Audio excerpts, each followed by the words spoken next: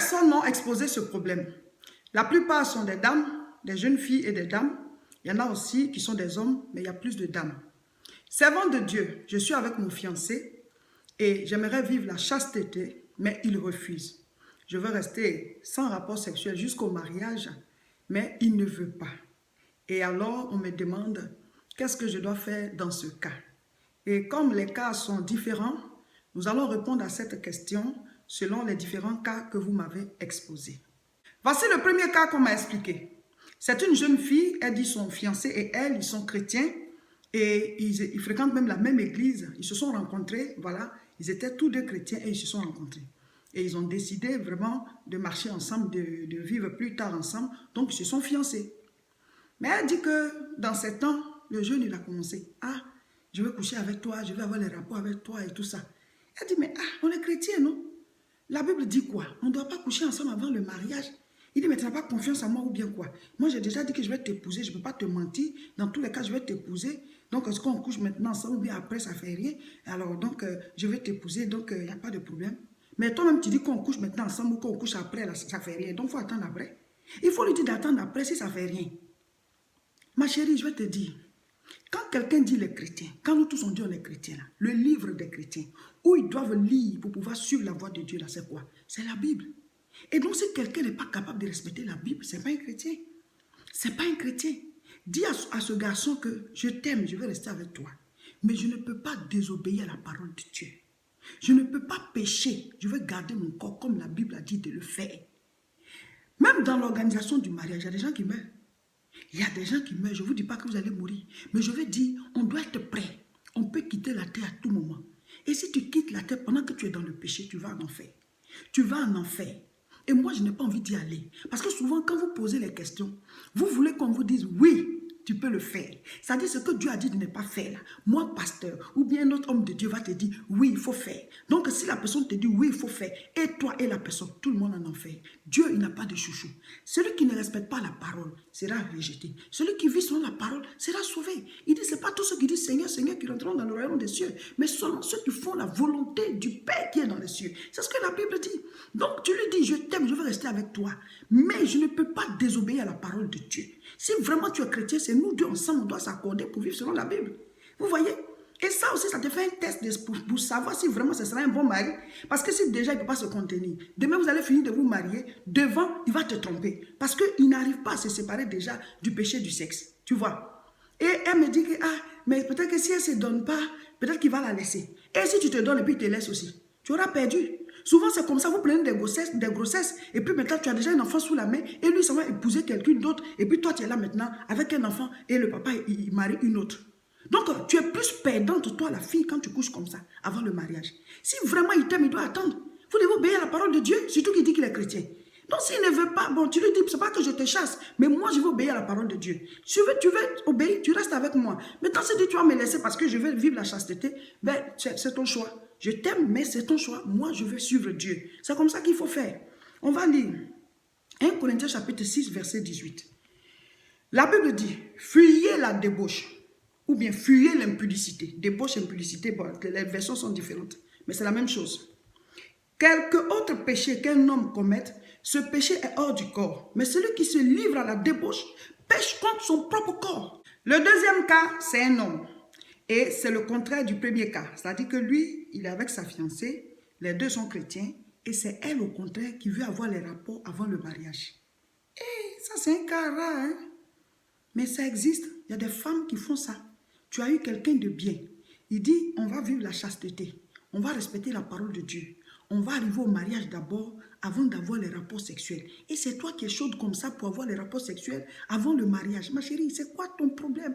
Tu n'as pas compris la Bible ou bien toi-même tu veux que ta destinée se détruise. Waouh, je ne comprends pas ton problème. Tu as eu quelqu'un qui veut attendre après le mariage et c'est toi qui veux coucher avec lui forcément. Ou bien tu es Jézabel, ou bien tu es la femme de Potiphar, ou bien tu es qui? Finalement, il va te laisser. Parce qu'il a envie de vraiment suivre Dieu. Et toi, tu n'es pas prête à marcher dans cette vision. Ça veut dire que tu n'es pas vraiment chrétienne. C'est comme ça que vous perdez vos grâces, vous perdez vos bénédictions. Si il t'a déjà connu là, souvent même, il ne va même pas vraiment te marier après. Mais pourquoi tu veux le pousser dans le péché? Et il y a des femmes comme ça. Tu as trouvé quelqu'un qui est bien et c'est toi qui déconnes. Tu as trouvé quelqu'un qui est bien, qui cherche la voie de Dieu, mais c'est toi qui es dans le péché, c'est toi qui es dans le monde plus que la personne. Pourquoi? Déjà, on cherche des bons maris. Si tu en as eu, reste tranquille. Cette fois-ci, c'est une jeune fille. Alors, elle a rencontré quelqu'un qui veut l'épouser, mais qui n'est pas chrétien.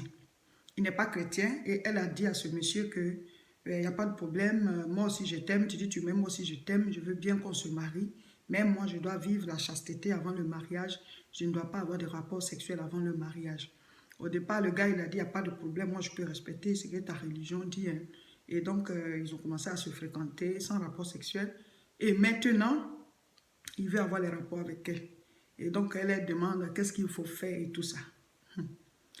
Déjà mon frère, déjà ma soeur, à vous qui suivez la vidéo, je veux vous dire, quand tu es chrétien, né de nouveau, ne va pas prendre quelqu'un qui ne connaît pas Jésus pour te marier avec lui.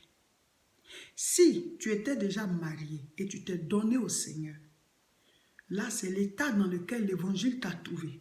Si ton mari ou ta femme ne sont pas convertis, la Bible dit de ne pas te séparer d'eux tant qu'eux ils veulent de toi. Parce que vous étiez déjà ensemble et tu as connu Jésus après. Vous voyez. Mais si tu connais Jésus et toi-même tu t'en vas te marier à un Cananéen ou à un Égyptien, ce que Dieu a toujours interdit à Israël. Or, quand tu es né de nouveau, tu deviens fils d'Abraham. Donc, tu es Israël spirituel. Tu es un homme régénéré. Tu es une nouvelle création. Donc, tu te maries avec quelqu'un qui est d'une ancienne création. C'est comme si tu regardes les problèmes, puis tu t'en vas sauter dedans à pieds joints. Qu'est-ce qui va se passer devant? Quel est l'avenir de ce foyer? La personne ne connaît pas les lois de Dieu. Il y en a qui disent non, il va changer. Qu'est-ce qui va le changer? Même Jésus, avant de rentrer dans la vie de quelqu'un, il dit je me tiens à la porte et je frappe. C'est-à-dire la personne doit ouvrir son cœur. Tant qu'elle n'ouvre pas son cœur, Jésus ne peut pas rentrer. Dieu force personne. Donc, qu'est-ce qui va le changer? S'il n'a pas changé aujourd'hui, qu'est-ce qui va le changer demain? Qu'est-ce qui prouve qu'il va se convertir? Donc souvent, vous regardez les problèmes, vous tombez dedans à pieds joints. Et quand on parle, vous dites que non, mais il y en a qui sont mariés à des inconvertis. Mais peut-être ils étaient déjà mariés avant de connaître Jésus.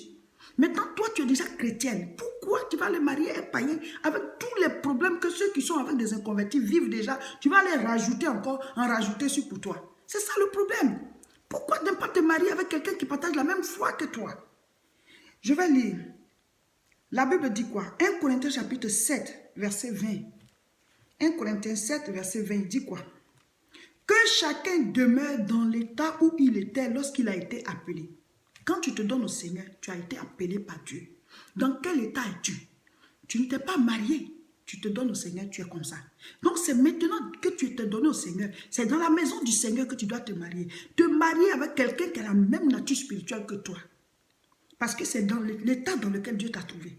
Mais si tu étais déjà avec ton mari, et puis Dieu t'a appelé, Dieu te dit, il ne faut pas te séparer de lui parce qu'il n'a pas envie de se séparer de toi. Maintenant, si ce mari-là dit que non, je ne veux pas de toi parce que tu es devenue chrétienne, et qu'il ne veut pas, il s'en va.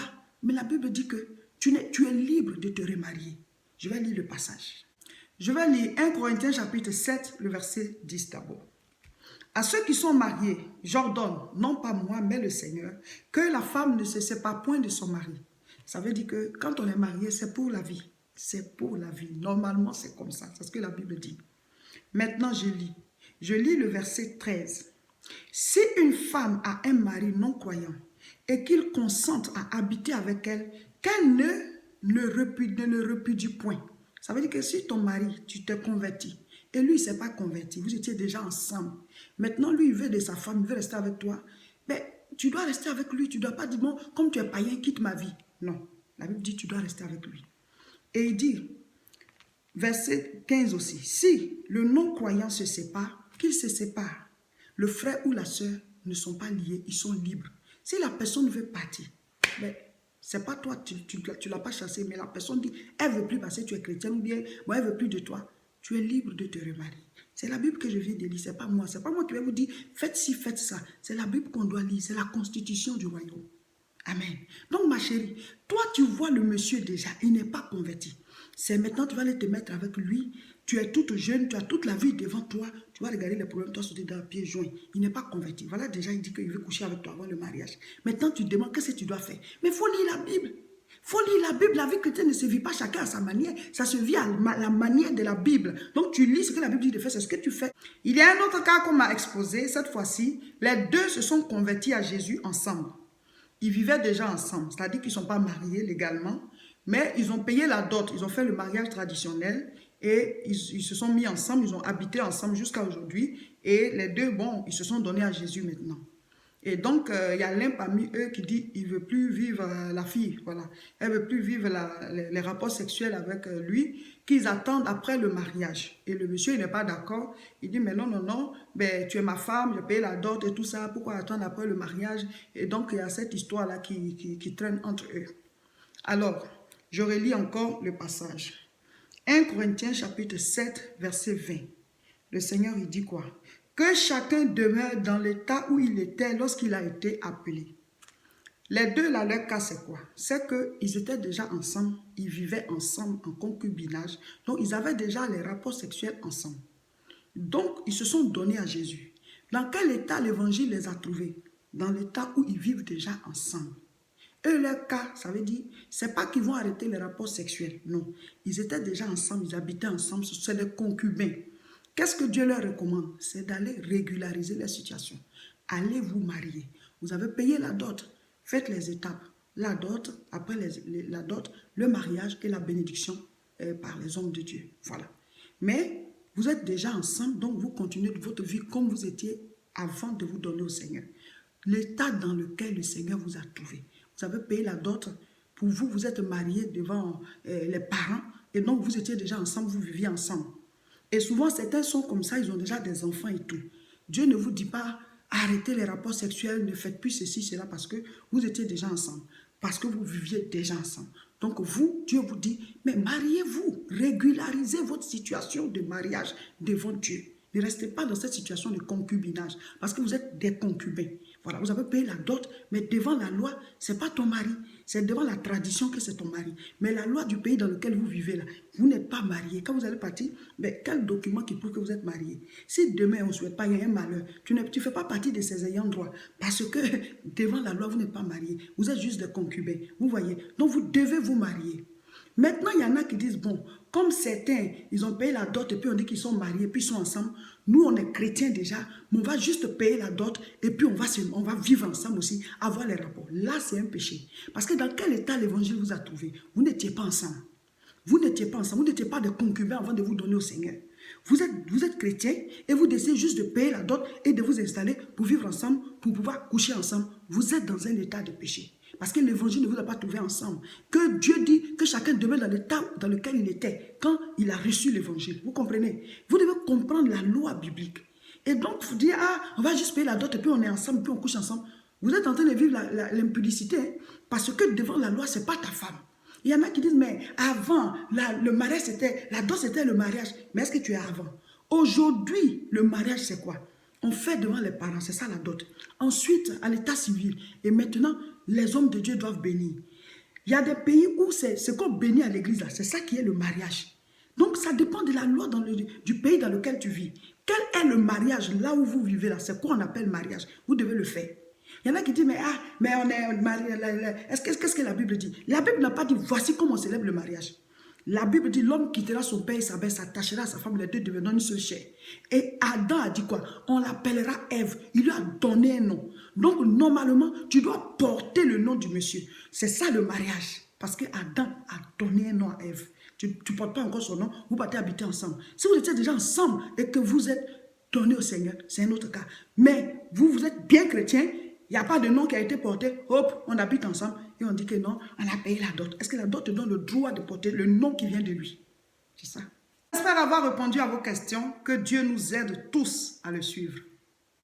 Chers frères et sœurs, cet enseignement fait partie de notre mouvement Devenir un vrai chrétien. N'oubliez pas, nous commençons notre jeûne de prière le 4 juin, 21 jours de 6h à 18h.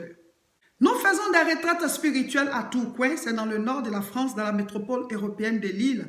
Appelez-nous pour pouvoir venir y assister. La prochaine, c'est du 25 au 26 mai. Le samedi 15 juin, nous serons à Aubervilliers pour une grande croisade de prière. Le thème, c'est le baptême du Saint-Esprit, acte 2. Nous sommes toujours dans la période de la Pentecôte. Venez profiter du baptême du Saint-Esprit.